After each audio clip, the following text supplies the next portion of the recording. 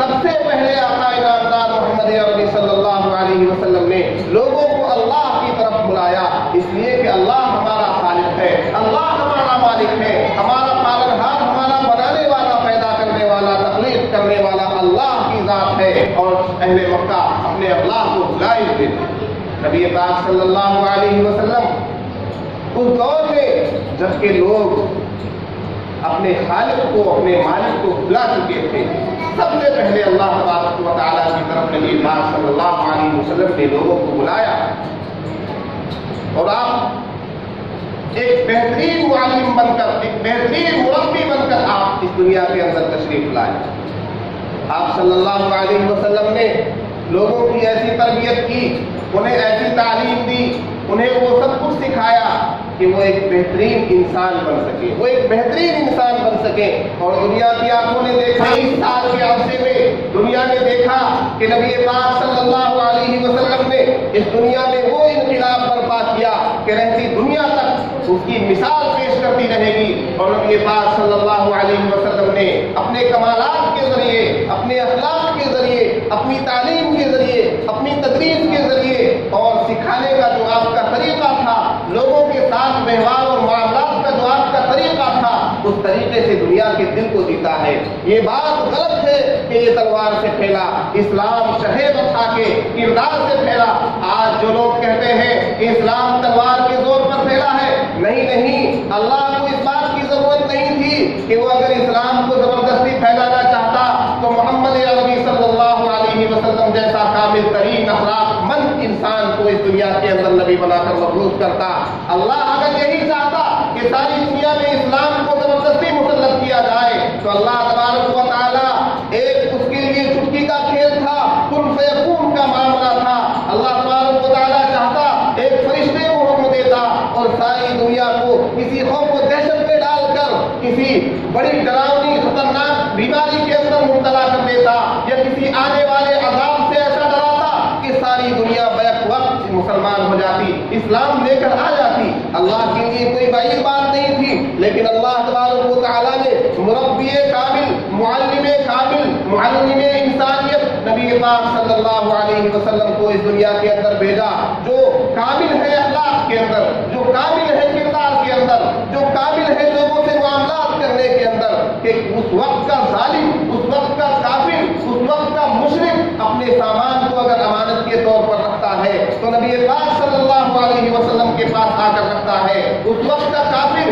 جو آپ پر ایمان نہیں لاتا، آپ کے خدا کو نہیں مانتا، آپ کے رب پر ایمان نہیں لے کر آتا، لیکن اپنے سامان کو، اپنے مال کو اگر امانت کے طور پر رکھتا ہے تو اسی نبی کے پاس آ کر رکھتا ہے، اس لیے کہ اسے بھی یقین ہے جو انسان ہے جو نبوت کا دعویٰ کرتا ہے یہ سچا انسان ہے، یہ صادق ہے، یہ امین ہے، یہ امانت دار ہے، یہ کبھی کسی کو دھوکہ نہیں دے سکتا، یہ کسی کا مال ہڑپ کر نہیں رکھ سکتا۔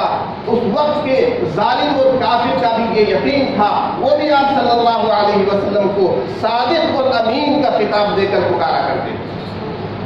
تو نبی پاک صلی اللہ علیہ وسلم کو اللہ تبارک و تعالیٰ نے معلم انسانیت، کامل اخلاق دے کر اس دنیا کے اندر مبعوث فرمایا، اور یہ ہم لوگوں پر احسان، یہ رہتی دنیا تک کے مسلمانوں پر احسان ہے جس احسان کا تذکرہ کیا جا رہا ہے۔ لقد من اللہ علی المؤمنین اذ بعث فیہم رسولا من انفسہم یتلو علیہم آیاتہ ویزکیہم ویعلمہم الکتاب والحکمہ وان کانوا من قبل لفی ضلال مبین۔ اللہ تبارک و تعالیٰ نے اسی احسان کا تذکرہ کیا ہے۔ آپ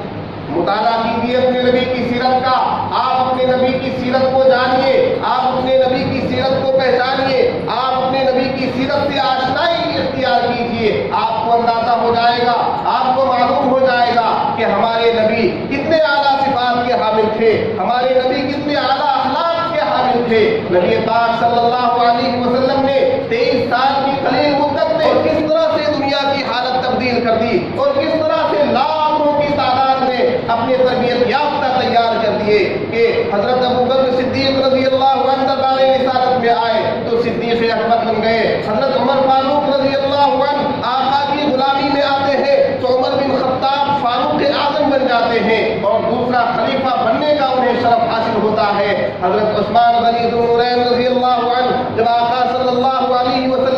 کملی کے نیچے آتے ہیں تو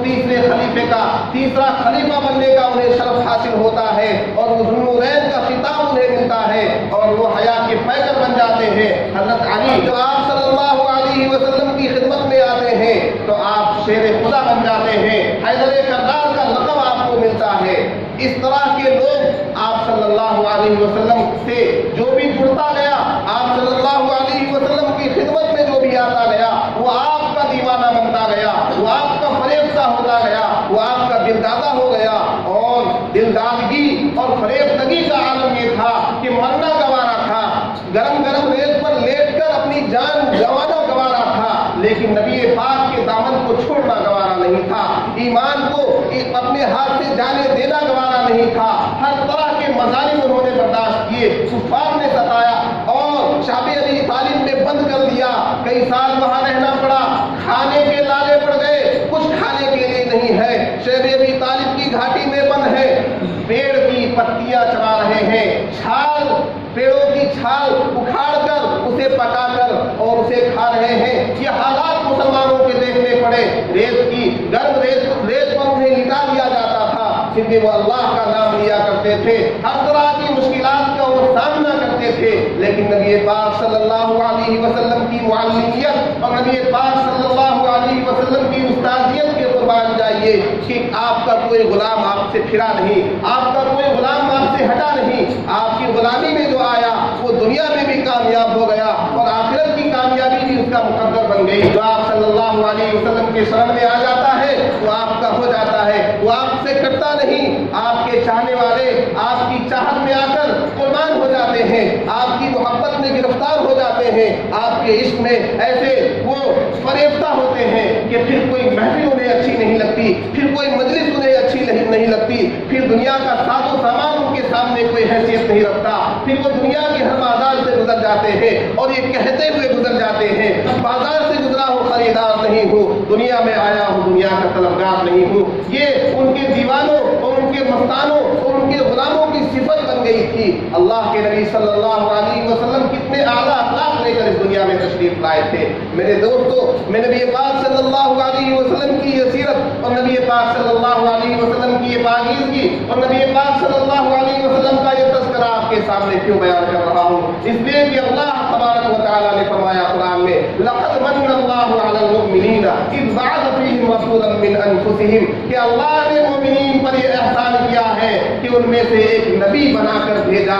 اور نبی پاک صلی اللہ علیہ وسلم کو جو اللہ تبارک و تعالیٰ نے ہمارے درمیان بھیجا، رہتی دنیا تک اور آخری دن تک نبی پاک صلی اللہ علیہ وسلم کا تشریف لانا، اگرچہ وہ پردہ فرما گئے ہیں، ہمارے لیے اللہ کا ایک احسان ہے، لیکن اس احسان کے بدلے میں شکر گزاری جو ہونی چاہیے تھی وہ ہم نہیں کر پا رہے ہیں۔ بس ایک منٹ کے اندر بات ختم کر دینا چاہتا ہوں۔ آج ہم اپنے گریبان کے اندر جھانک کر دیکھیں کہ نبی پاک صلی اللہ علیہ وسلم کا اس دنیا میں تشریف لانا اگر ہمارے لیے اللہ تبارک و تعالیٰ کی طرف سے احسان و انعام و اکرام کا ذریعہ ہے تو ہم اس احسان کا کیا بدلہ چکا رہے ہیں کہ نبی پاک صلی اللہ علیہ وسلم کے سامنے آپ کے مخاطبین آپ کے سامنے جو ایمان لے کر آئے، آپ کے دستے مبارک پر جنہوں نے بیعت کی، ان کا تو یہ عالم تھا کہ ہر حال میں ایمان سے چمٹے ہوئے تھے، ہر حال میں ایمان انہیں سب سے زیادہ اور اہمیت کا حامل تھا،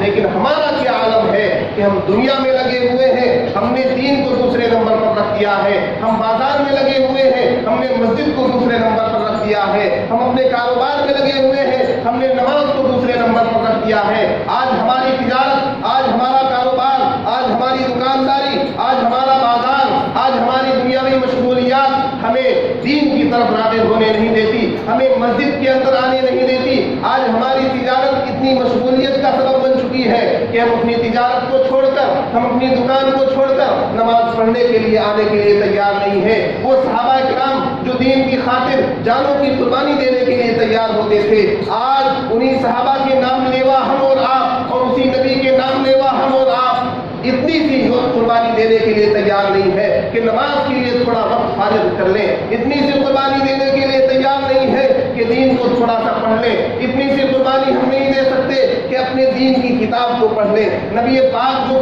किताब लेकर आए थे, अल्लाह ने जो किताब आप पर नाज़िल की थी, उस किताब को सीख ले, अपने बच्चों को वो किताब सिखा दे, उस किताब की तालीम को अपने घर में नाफिज कर दे, उस किताब के मुताबिक अपनी जिंदगी को लेकर आ जाए, उस नबी के बताए हुए तरीके पर चलने लगे, उसकी बताई हुई सदाकत शिआर जिंदगी हम इख्तियार कर ले, सच्चाई को अपनाएं, धोखेबाजी से हम दूर रहें, झूठ बोलने से दूर रहें। सच्चाई हमारे ईमान का अहम तरीन जुज़ है, लेकिन आज हम सच्चाई को छोड़ रहे हैं। आज हम तरह तरह की गुमराहियों में मुब्तला है। हमारा ईमान हद दर्जा कमजोर हो चुका है। हकीकत यही है कि हमारा ईमान बहुत कमजोर हो चुका है, इसलिए कि हमने नबी पाक सल्लल्लाहु अलैहि वसल्लम के दामन को जिस तरह थामना था हमने नहीं थामा। आज आलम यह है कि हमारा वो भाई जो पंजाब और दिल्ली और दूसरे शहरों में रहता है, अगर 4 कुफार मिलकर, अगर 4 पंडित मिलकर, अगर 4 बुत के पुजारी मिलकर उसे चारों तरफ से घेर लेते हैं और जोर से एक मर्तबा कहते हैं कि जय श्री राम बोल दो, तो वो कहने पर मजबूर हो जाता है। ये ईमान की कमजोरी नहीं तो क्या है? अगर वो नमाजी होता, अगर वो मस्जिद का पाबंद होता, अगर वो नबी पाक की सीरत से वाकिफ होता, तो वो कभी भी जय श्री राम कहने के लिए तैयार नहीं होता। आज इन चौक चौराहों पर, इन शहरों में, जगह जगह इन कुफ्र के अड्डों में आपके ईमान को खरीदने के लिए, आपके ईमान पर डाका डालने के लिए डाकू बैठे हुए हैं। इसलिए अपने ईमान को तो आप बचा लेंगे, अपने नस्लों की ईमान को आप कैसे बचाएंगे? मैं सिर्फ एक पैगाम देकर अपनी बात खत्म करता हूँ कि अपने नस्लों के ईमान की अगर हिफाजत चाहिए तो दीन को मजबूती से थाम लीजिए, अपने नबी की सीरत को अपने घर के अंदर नाफिज कीजिए, अपने बच्चों में दीन की तालीम को लाजमी करार दे दीजिए। वो स्कूल में पढ़े ठीक है, कॉलेज में पढ़े ठीक है, डॉक्टरी करे ठीक है, इंजीनियर बने बहुत अच्छी बात है, लेकिन सबसे पहले उन्हें कामिल मुसलमान बनाइए, ईमान की अहमियत को समझाइए, ईमान की कदर व कीमत को बताइए, ताकि दुनिया का कोई काफिर, दुनिया का कोई जालिम, दुनिया का कोई लुटेरा, कोई डाकू उसके ईमान पर डाका न डाल सके, उसके इस्लाम पर डाका जनी न कर सके। अगर हमने ऐसी तैयारी नहीं की तो खुदा की कसम आने वाला दौर वो दौर होगा कि हम तो ईमान को लेकर हिफाजत के साथ चले जाएंगे। अल्लाह न करे हमारी आने वाली नस्लें अपने ईमान की गारंटी नहीं दे सकती। अल्लाह तबारक व तआला हमारी नस्लों की और नस्लों की ईमान की हिफाजत फरमाए।